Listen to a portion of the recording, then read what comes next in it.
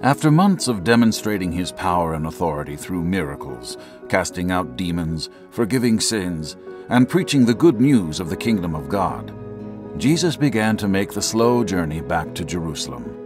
One day, he stopped in a small village. As Jesus arrived, he was met by 10 lepers. "Jesus, Master, have mercy on us!" they cried in unison, their voices hoarse with disease. The lepers stood just far enough away to keep their infection from reaching him, but close enough that the smell of open sores and rotting flesh was almost noticeable. Their deformed bodies told the story of suffering, shame, and loneliness. They were of all men most miserable, most wretched. Anyone else would have turned their head and quickly walked away, but not Jesus. He stopped to hear them and acknowledge their pain. Then Jesus said the most peculiar thing. Jesus commanded them, "Go and show yourselves to the priest." It was an odd thing to say, because they had already presented themselves to the priest, and he had declared them unclean outcasts. Unless their condition miraculously changed, there was no reason for them to return. But they did what Jesus commanded, even though it did not make sense. As they began to walk away, something miraculous happened. The body of each man was transformed from a hopelessly disfigured leper to a picture of perfect health. Arms and legs grew back where they had once been missing. Scaly skin took on a smooth and youthful appearance where it was once filled with sores and scars.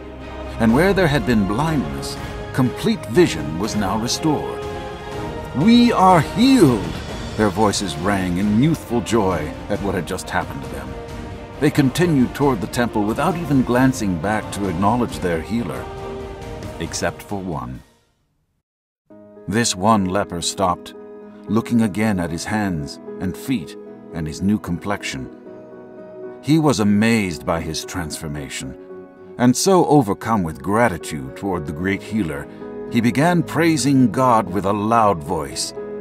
Then he turned to find Jesus still standing in the distance and ran to him and fell at his feet in worship.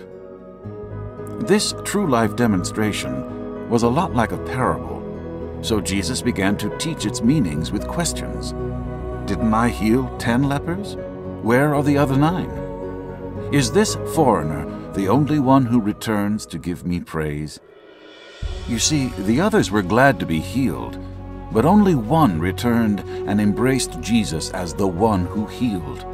Only one worshipped him as God. Then, with the same compassion, mercy, and love Jesus had spoken with when he healed the diseased men, he addressed the one grateful man, "Rise and go your way. Your faith has made you well."